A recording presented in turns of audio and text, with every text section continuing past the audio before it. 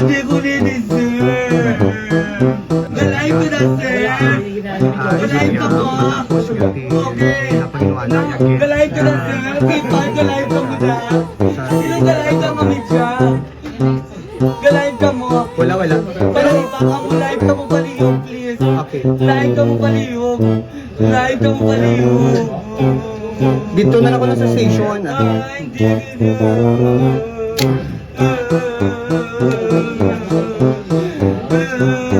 Yung baga na laki, tungkulin ka sa gimbakasang palabasing mo.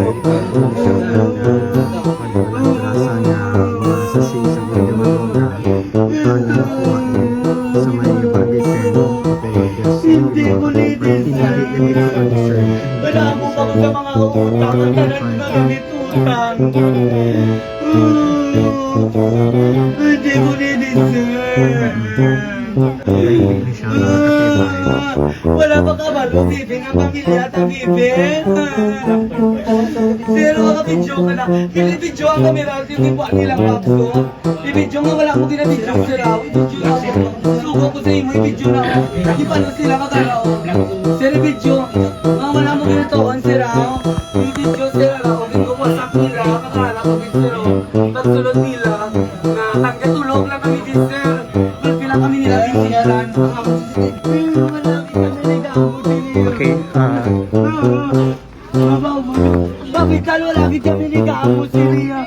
Wala kami Gamo niya madam. Si amoy ni ang iya sining nga reaksyon subong lamang mga kakipad. Matapos matakpan sa PIDEA, subong lamang hapon no diri sa may barangay 10 Bacolod City ang mga kakipay kag sige, ako si K5 Berto Gakit, K5 News FM. Yun pong mga nauna yung video na nakita, ayan po yung pag-aresto dito kay Julia Peruelo ng Bacolod. Ito po ay kilalang DDS supporter at doon sa lugar nila talagang talagang hayag na hayag ang pagsuporta sa mga Duterte at meron pa nga video si Kitty Duterte na sina-shoutout etong si Julia Peruelo. Ngayon, kasi dito po sa issue na to, ito yung katibayan na yung binibintang po kay PBBM sila gumagawa. Kasi kung sinasabihan nila si PBBM na bangag, maaaring sila pala yung bangag talaga kasi ayan, katulad niyan 50 gramo daw po ng illegal na pulburon ang nakuha dito sa sa bahay nitong si Julia Peruelo. At meron din po nga issue diyan na ito daw pong mga CCTV ay sinira daw po ng PIDEA. Ako sa aking palagay hindi yan sinira. Kasi pwede pong yung mga CCTV na yan, kinuha nila siguro yung mga memory card bilang ebidensya ng kung ano ang nangyayari doon sa loob ng bahay ni Julia Peruelo. Kasi may mga CCTV po talaga daw yung mga ganyan Meron ako mga nakausap Naku, alam na alam yan ng mga taga PIDEA, alam na alam yan ng mga taga mga taga DEU, mga taga DEU, PNP DEU. Alam na alam nila yan na meron po talagang mga ganyang tao na naglalagay po ng CCTV sa may labas ng bahay nila o sa may loob ng bahay nila para po merong merong mag-aalarma sa kanila o merong mag-aalerto sa kanila na nandiyan yung mga kalaban katulad ng PIDEA at ng PNP DEU. Alam na alam yan ng mga ating mga taga PIDEA na yan po ginagamit para maalerto sila, para makatakas kung sakali.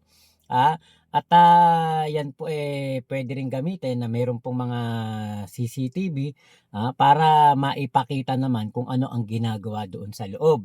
Kunwari meron silang parokyano, doon na rin po gagawa ng kabulastugan. Meron silang baka pwede nilang gamitin yan pang blackmail. O sige, pag bumili ka sa iba, ilalabas ko video mo, di ba mga ganon. Kaya yan po ay kumbaga aral na rin po sa mga DDS na sana 'di ba magunos dili kayo sa pagbibintang sa ating Pangulong Bongbong Marcos kasi si PBBM po kung talaga pong gumagawa ng ganyang bagay, hindi niya po magagampanan ang pagiging isang presidente. Hindi siya makakapagtrabaho, hindi siya makakapag-isip ng tama at lalong-lalo na hindi natin siya makikita. Makikita lang natin siya siguro sa gabi lang siya nagtatrabaho. Kasi yung mga ganyan alam ko, sa ayon po sa mga istorya at ating mga nakausap, na mga nagtatrabaho sa PIDEA, at nagtatrabaho sa PNP-DEU, yan pong mga ganyang tao daw po talaga, ano yan, gusto niyan sa dilim, gusto niya sa malamig. Mga o kaya minsan naman gusto niya yung nasa sulok, mainit, mga gano'n, yung mga parang wala silang kausap, hindi sila nakikipag-usap, hindi sila nakikihalubilo, hindi sila lumalabas ng bahay, para mga paniki, yan, ganyan, ganyan yung mga gumagamit, 'di ba? Kaya etong si PBBM, umagang-umaga makikita mo naka-live ang PCO, naka-live ang RTBM, naka-live ang PTB4, may mga pinapasinayaang building, pabahay, patubig, dam, irrigation, eskwelahan, lahat na ng klaseng proyekto. Makikita mo umaga, tanghali, gabi ay talaga pong merong ginagawa si PBBM. Pagdating ng gabi ano naman mga dinner sa pagtanggap sa mga mga tawag dito, mga parang delegate ng iba't ibang bansa, o kaya ambassador, mga ganyan naman ang kanyang tinatanggap, 'di ba? Sa tanghali, meron ding ginagawa sa Malacanang. Napakarami pong ginagawa ng pangulo. Kaya nga yung sinabi ni Digong, actually kay Digong nagsimula yan nung sinabihan niya na bangag si PBBM.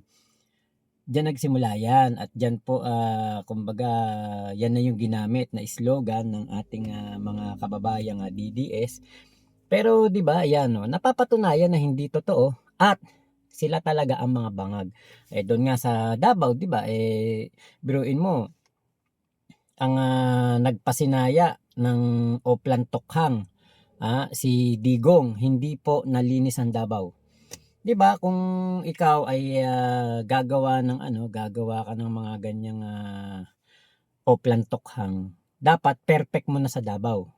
Kaya lang paano nga mape-perfect sa Davao yung Oplan Tokhang kung doon sa mga kaibigan ni Digong bibili hindi ka huhulihin.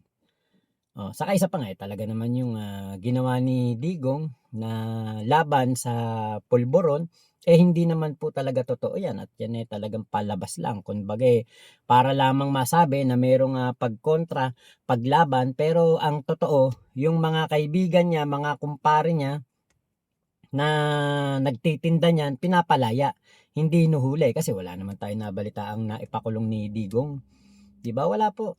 At eto ngang si Michael Yang, 'di ba? Isa rin sa mga napagbintangan noon na mga pulburon lord. 'Di ba? Kaya kasiraan talaga ng mga Duterte yung sinasabi nilang parang Singapore ang Davao City. Ang Singapore hindi binabaha. Ang Singapore hindi po pwede ang korupsyon.